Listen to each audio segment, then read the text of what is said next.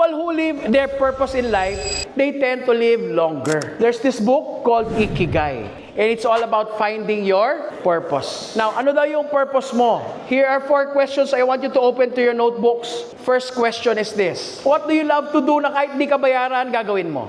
Write it down. Number 2, what do you feel you're good at? 3 things.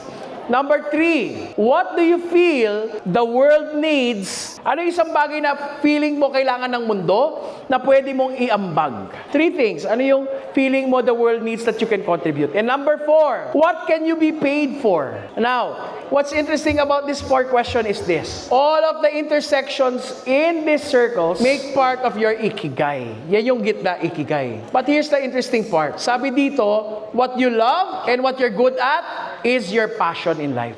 What you're good at and what you could be paid for can be your profession. What you can be paid for and what the world needs is actually a vocation. What the world needs and what you love can be your mission in life. And the intersection of that in the middle is what we call your ikigai. If you're living your purpose in life, you're living a happy and blissful life right now. Find your purpose in life.